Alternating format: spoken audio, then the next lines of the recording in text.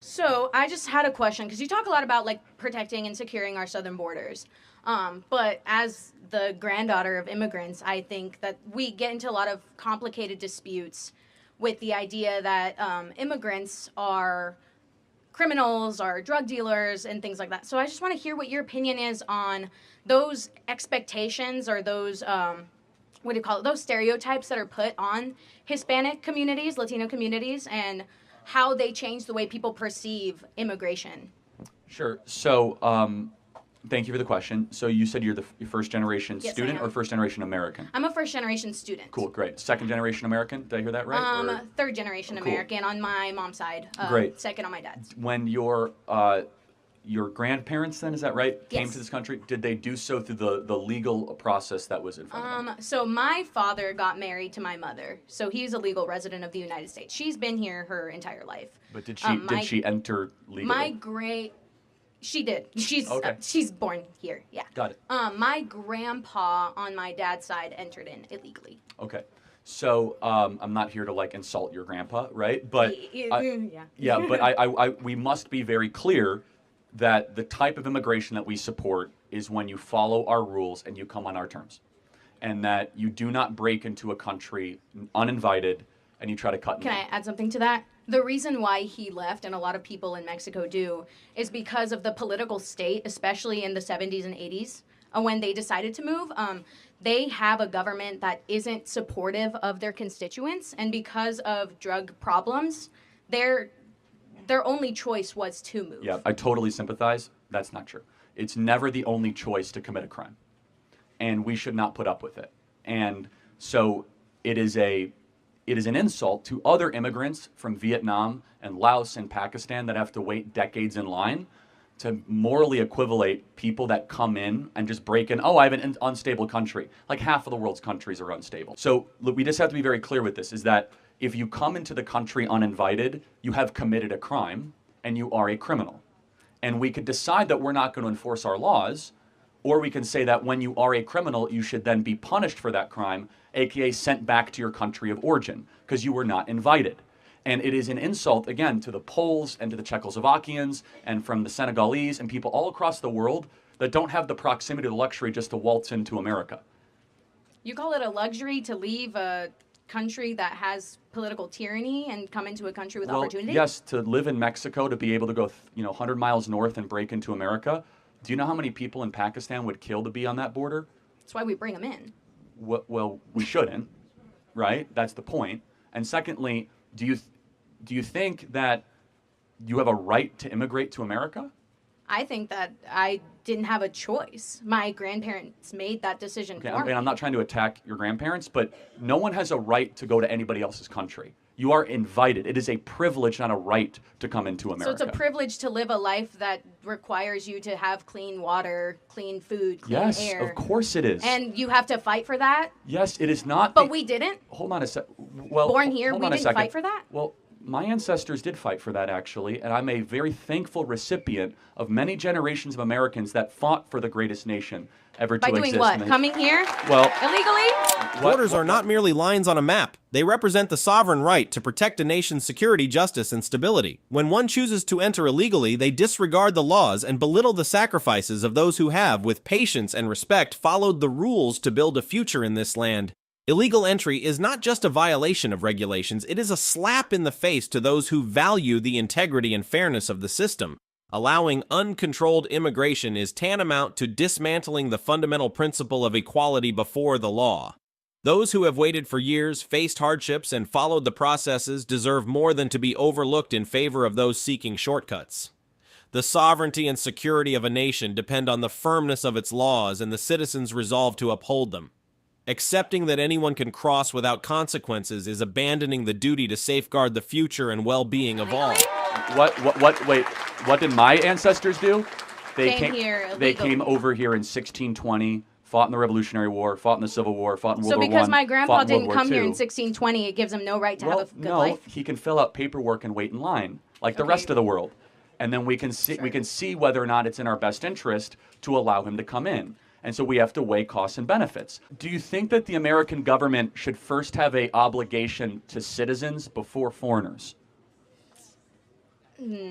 Okay, I think we No, have an answer the obligation. question. Yeah. Here's the thing. Yeah, we're obligated because we're citizens to have the rights that we have, but that doesn't mean we can't open up our borders That's not when the we question. have the process Hold on a to second. do so. You, being a younger American, and everyone in the audience, is the first generation in American history to have it be worse off than your parents. So the social, and you agree with that, social contract, poorer, more expensive. So wouldn't it be rational for the American government to say, we're going to prioritize younger generation Americans that are American passport holders and citizens before those in another nation? I don't want to say anything that offends people. But No, I've go already ahead. said it, right? I've already said Yeah. it. Whatever. I think that the way we're going about it is wrong. And that if we don't have a clear path to citizenship, we won't open up those opportunities for people to come and seek a good life. But I also think But that, it's yeah, not- we are it's required not- to have those rights ourselves Seeking a as good American life citizens. is fine. It's a nice added benefit. Our government does not exist to improve the life of foreign citizens. But we should be open to the idea of accepting Of that. course we are, if we have our own Yep. house in order. We are in chaos right now. We have the most depressed, suicidal, anxious generation in history. Our birth rate is collapsing. Kids can't afford homes. Yeah. You guys are drowning in debt. You have to compete you have to compete for jobs against foreigners. Our country is a mess right now. And so when your country's a mess and your home is in disarray and bedlam, your own government should say, time out. I have a heart for the people of Haiti. I have a heart for the people of every country. But you're not coming here until this generation at least has it as good as their parents. And that is a very simple moral statement. If when you bring people in, they make the life worse for the people that were already here, should we stop letting those people in? Do they, though? Yes, they do. Illegals every day are doing DUIs and kids are dying across the country. But if Americans Thousands- are doing this, it's fine? Well, it's not fine. They should go to jail. But this Okay. is the red herring, is that Americans are invited guests. Foreigners are people that broke into the country that shouldn't be here, and none of those crimes should be happening at all. One of them is a crime of choice. The other is just a crime because that's part of what happens when you have a society. So when you have Americans that are murdered by illegals, that is because we have decided and chosen we're okay with them being here, and if they kill our people, no big deal. I'm just trying to. I know we're not going to agree on No, this. it's That's fine. why I So, came up here in the that's first fine. place. I knew Are were, you okay with deporting every illegal person that's here? No. Why? Because there's some people here that are not represented well by the media. There's a lot of illegal immigrants here that are working their butts off for the life that No, they no, want. I don't care if they're working hard. But the point is, what should the punishment be for breaking into a country? Depends on the crime you commit after No, no. you break into it. Okay, that's it. I'm talking about just the crime is breaking in. What should the punishment be? I break into somebody's home. What should their punishment be?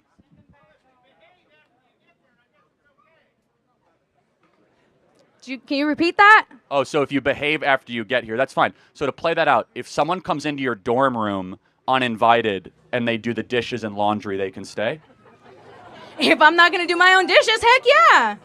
They're doing my dishes for me? Cool. If they don't kill me, I'm not dead. It is what it is, man. Well, they are killing a lot of Americans, but You say they. Like they are? Yes, like they. All illegal immigrants kill people? That's crazy. Many illegals do, actually. No, but it's just interesting. The punishment for the crime of breaking into a nation should be what it is in Switzerland and Israel and Hungary. Every person who breaks into a nation uninvited goes back to their country of origin, period. So why End is of there an story. emphasis on the southern border? Because most people come illegally through the southern border. The point I'm trying to make is that we categorize all illegal immigrants under the same thing: sex traffickers, No, I'm drug not. dealers. Am I and doing by that? you saying all illegal immigrants No, have no, to no. be deported, Yes. you're implying that all I'm of not them implying are anything. doing these I'm being terrible things, super and not a clear. small percentage of them. If you come into a country uninvited, definitionally you are a criminal. We're just not going to agree. It's fine. Then That's final okay. question. What is a criminal? What is a criminal?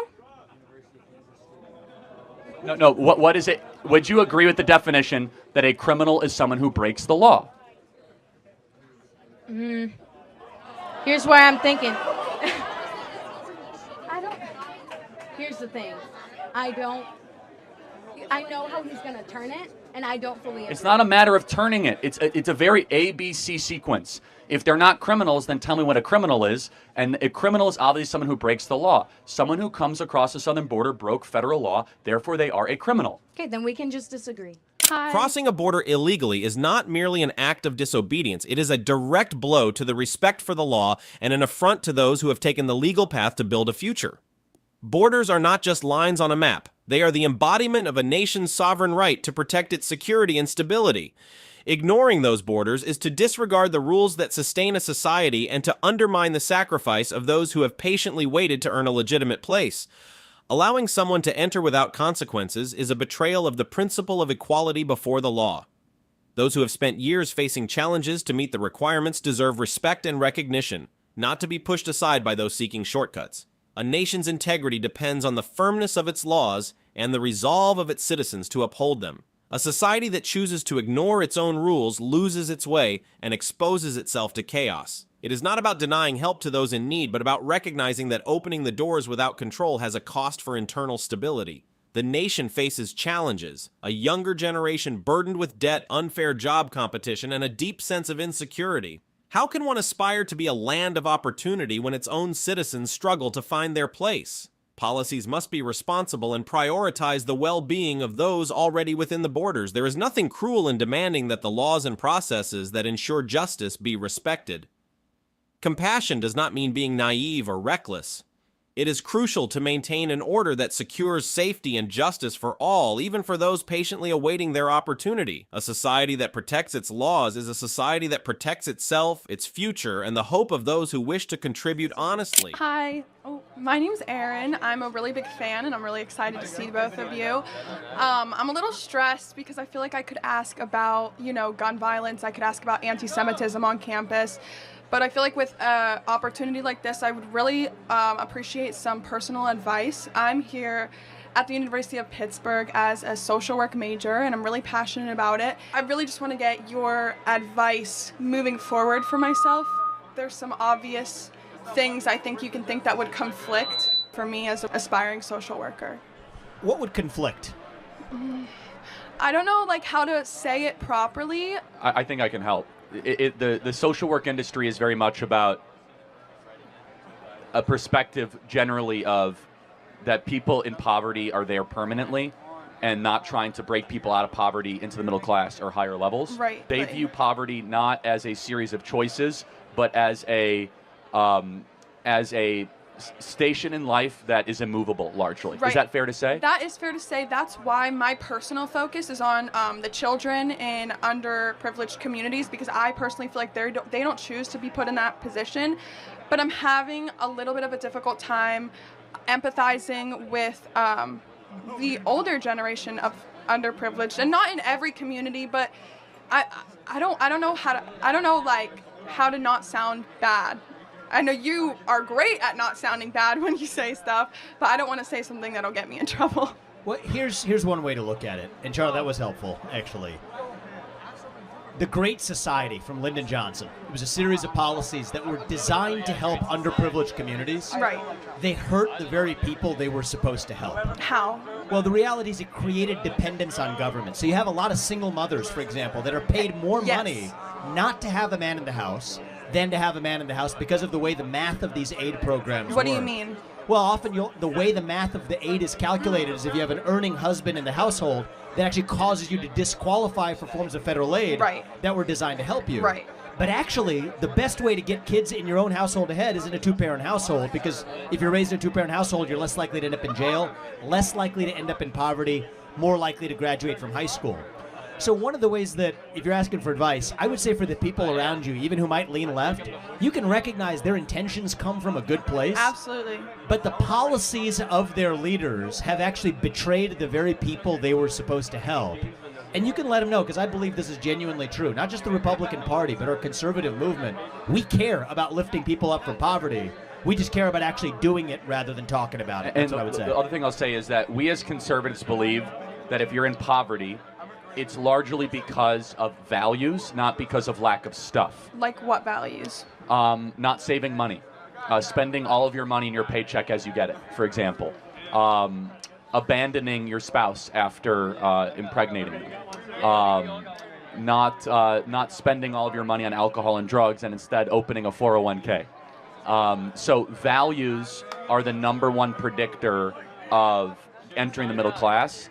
And there's a great book called Life at the Bottom. You should read it, by Theodore Dalrymple, who's a social worker in the United Kingdom. It's called Life at the Bottom, where he got into social work because he wanted to help people, and he realized it was not a lack of stuff. It wasn't lack of housing, lack of food stamps. It was that their value system was one that kept them poor.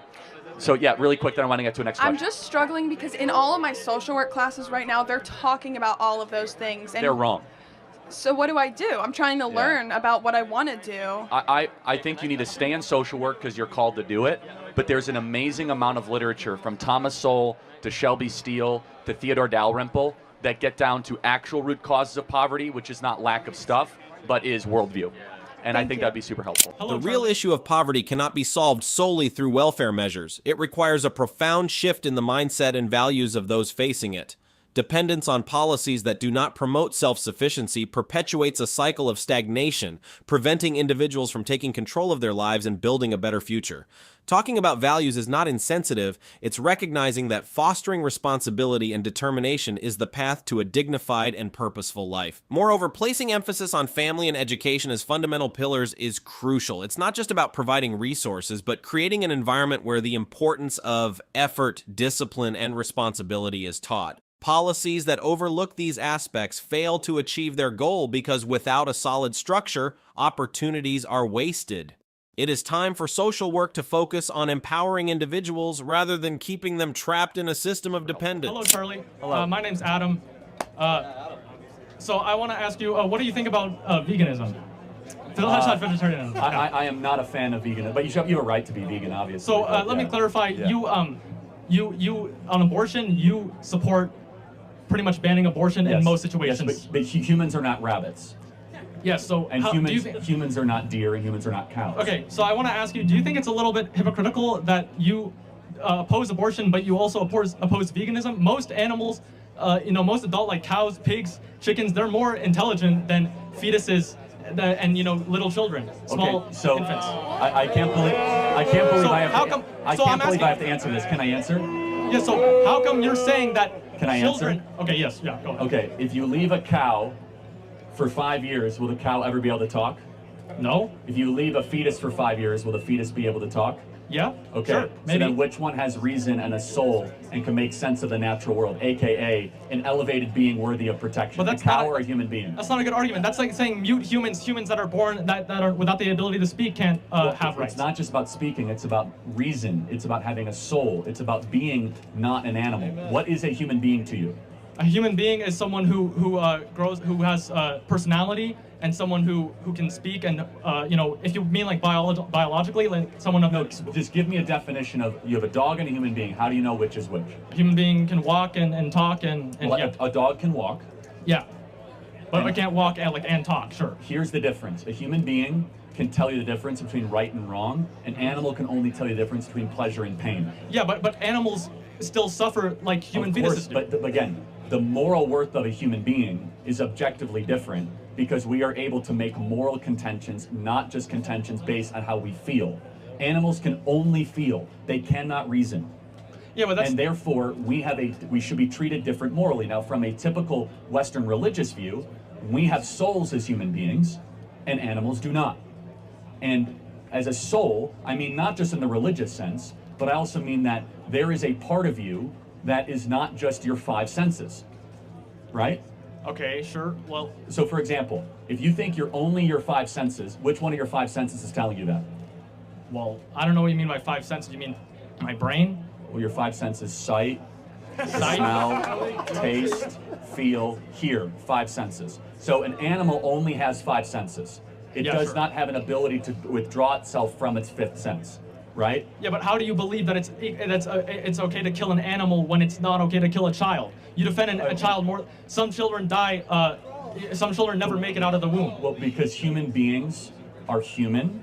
A is A, and human beings are worthy of protection, and animals are not humans, and they're not the moral equivalency. Correct? No, but I don't believe that. I'm not trying to argue that a human is worth more than an animal. I'm saying that even if a human is worth more than an animal, you should give animals respect. I do give animals respect. We should treat them humanely. If you are to eat them, you should kill them in a way that does not have unjust suffering. What about milk? But animals are all the time. Cows are to produce milk.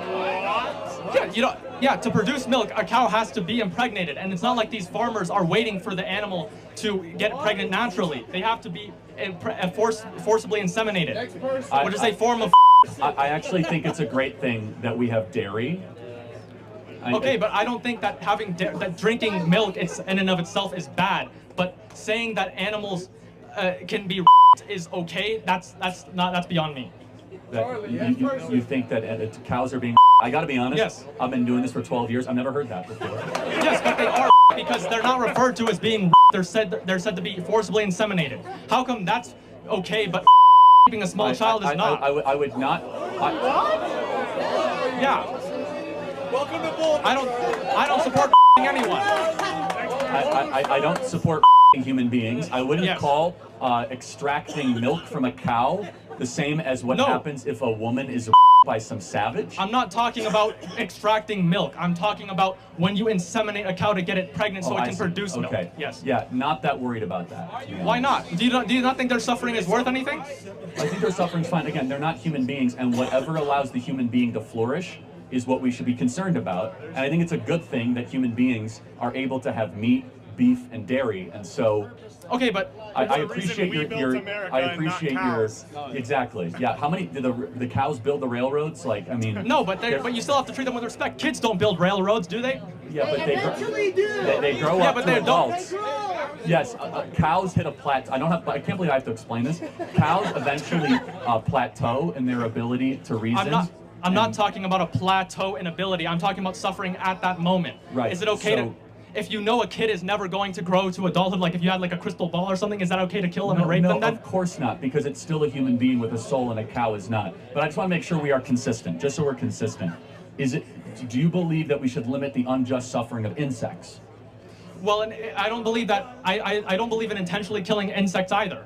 So you don't believe that we should spray for mosquitoes even if they're carrying diseases that kill if they're threatening me, then it's self-defense. Oh, okay, got it. But a cow didn't do anything. A cow was innocent. But what if the cow is feeding me a human being? But you can get nutrients. The World Health Organization has already said that a vegan diet is completely healthy for all ages. We need to get testosterone rates up, not down, and you do that by eating meat and not eating soybeans.